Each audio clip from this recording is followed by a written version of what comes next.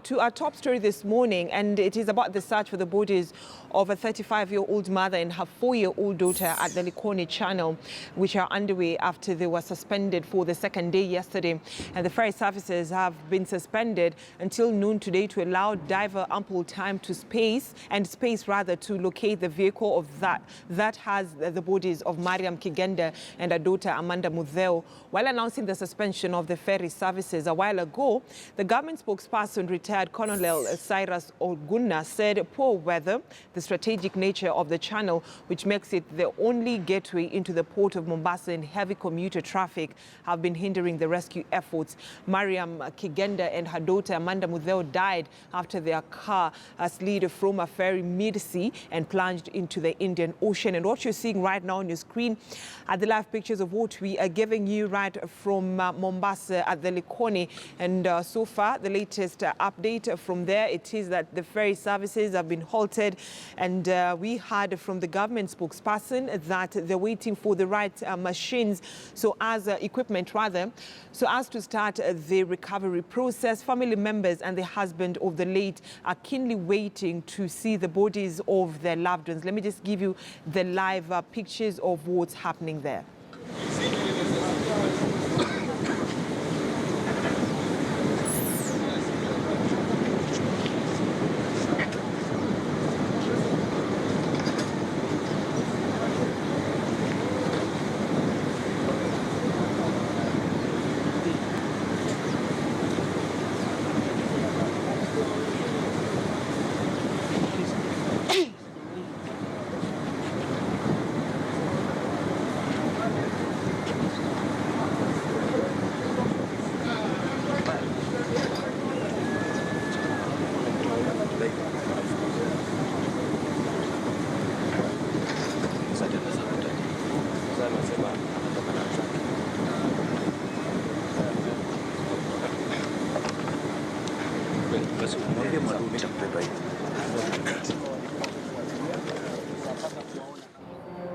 All right, earlier on, those are pictures of stranded, residents of Mombasa who was waiting for the ferry services to continue because they've been halted for the next 3 hours so that they can cross to the other side.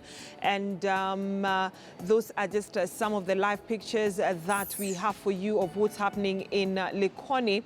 And what you can see right now are the divers who have just left the Indian Ocean, I believe so, just trying to speak to members of the press. And remember, there were earlier on conflicting reports from the private divers and the government. The private divers were saying that they had not yet located the bodies and the vehicle, but the government said they have already located the bodies and the vehicles, just a matter of recovery process. We can see the private diver just getting back to the boat so that they can continue with the mission of recovering the bodies of Mariam Kigenda and her daughter Mudheo, who are actually inside the Indian Ocean. Such a sad incident there. Family members keenly waiting and hoping that they will receive the bodies of their loved ones. But just remind you that the government spokesperson, Cyrus Oguna, said that even if they recover the bodies, they will now give the next way forward in terms of where the bodies will be taken and when it will be released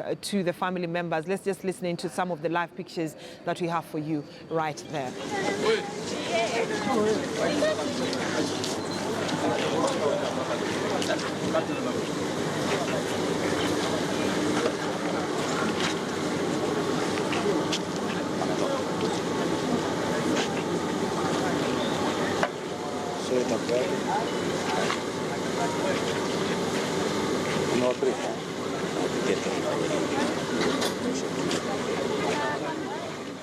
All right, the developing information that we're getting right now here on KTN News Center, it is that the private divers have threatened to leave that recovery exercise that's happening. This is because of the misunderstanding that they've just had with the government because of conflicting reports. Earlier on, our reporter Tobias Chanji spoke to the private divers who said that they'd not yet located the bodies of Mariam and her daughter Mudheo and the car that they're in, but the government said that they'd already spotted the vehicle and the bodies, and that is a conflicting report support both from the government and the divers, causing that misunderstanding, and that has occasioned the private divers to threaten to move out of that recovery exercise, meaning there's been a lot of confusion, statements coming from the government and the private divers. That is the latest information that we have for you right now, that the private divers have actually threatened to move out. Let's just speak to our reporter Tobias Chanji, following up keenly on this story. Tobias Chanji, developing story right there. So what is the next course of action? Because the private divers were actually helping the government in terms of recovery. Actually, the private rescuers who went deep in the waters, and those pictures that you are seeing, that is the leader of the group, that is Musa Sila, who was threatened to pull out his entire group after police removed him from the water, saying that he has been sabotaging the government efforts. Remember, yesterday when said that they located the bodies, the two bodies, the private divers who said and who were responsible for the waters yesterday, they say there were no any bodies that were located, neither the vehicle nor the two bodies of the mother and her child. Therefore, this has enraged the government officials. And just a while ago, the OCPD of Likoni, that is Benjamin Rotich, was just here, then pulled him from the rescuing boat, saying he has to allow the rest to do the operation, while himself he has to rest a little bit. But he has said he won't go alone, but he's going to go with pull with him the entire staff. Remember, this is the guy who's in charge of that rescue group, and is the one who's been training most of them. So as for now, he says he's not going to speak to the media, but what he's going to do is they're just going to pull out and leave the Navy to do the entire operations. Brenda. A crew who has been left there now when it comes to the recovery mission? Well, what we can do, we here is like speaking to some members. You can just maybe get closer and get to hear what he has to say. But from the look of things, he has been enraged. Let me just give the microphone, then just get to hear from him. Musa, labda ni kitu gani umeelezewa? Umeelezea nikae kando. Unaona, nimeitwa kaeleza nikae kando. Ila never ndio labda operation. Sasa mimi siwezi kuzungumza zaidi, itaonekana nimezungumza vibaya. Sasa watu wangu waseme sio mimi. Maana watu wasema ni mimi na sizungumza vibaya, sio mimi, wananchi, sio mimi. Kwa nini unasema hivyo? Mmeamua vipi? Mnatoka nyote ama unatoka peke yako? Natoka sote na wenzangu kutoka kando. Usifanye chochote. Asishughulike na kazi yoyote. Well, Brenda, that's what he has to say. He's saying that they're going to pull out the entire team and they're not going to continue with the search mission of the two bodies, because to them they say the government has not been in charge, because it's not the government that's paying them, rather it is the bereaved family that's going to pay them, but the government who now want to pull them out. And according to them, it's not the reality of what was happening there, but insisting that the government wanted them to peer back to. Chanji, earlier on I'd asked you, I don't know whether you have that in the answer to my question, the information. So who has been left? Because what we're seeing right now, what you're giving us, the live pictures, we're still seeing, can I call them the rescue team, or is it part of the divers team? So now if he decides to pull out his team, who will be left in terms of the recovery mission? So the only one who will be left on my right, the pictures that you are seeing, those are private rescuers, while on the further end, those are Navy divers on a rescue boat.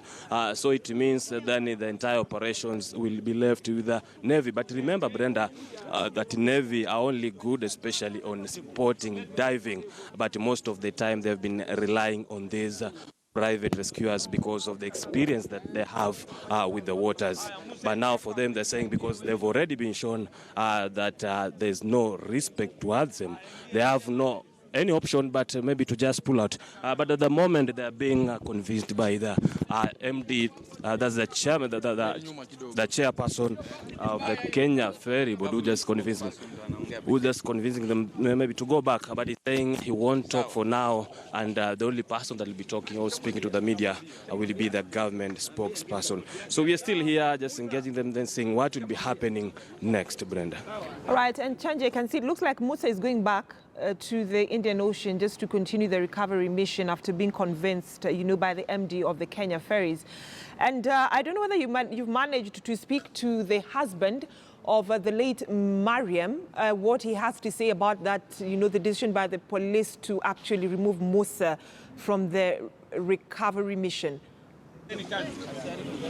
No, we were not able to speak to the husband, but we spoke to the family members yesterday who said, some of the members said they're in support of the government, but while others said they're not in support because this issue has been delayed. But as you're seeing, those are pictures of the same divers who are going back, but we're not sure if they're going to come out through the other side of the Jasted to proceed with mission. Let me engage Khalid Hussein here of Haki Africa, who has been able to speak with them and just maybe tell us the latest. Yes, thank you very much. Yes, there was concern that the local divers have actually been stopped from engaging in the operations.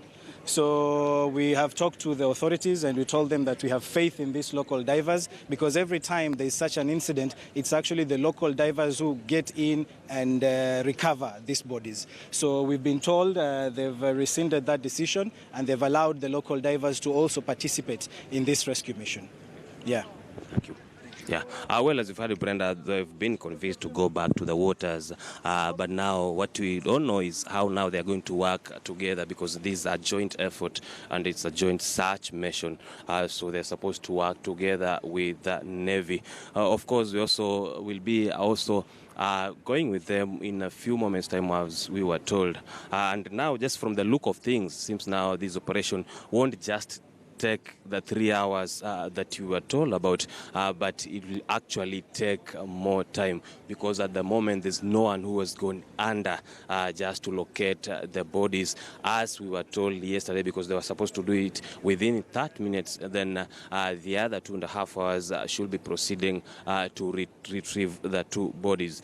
So the ferry services were suspended for also 3 hours and were supposed to resume at around noon. But still, from the look of things, there's a long way to go. And as you can see, the other side, that is the south coast leading to Kwale County, crowd of people who are just there operations to resume around noon so that they can board these ferries. But from the way it looks, it is a very nasty situation.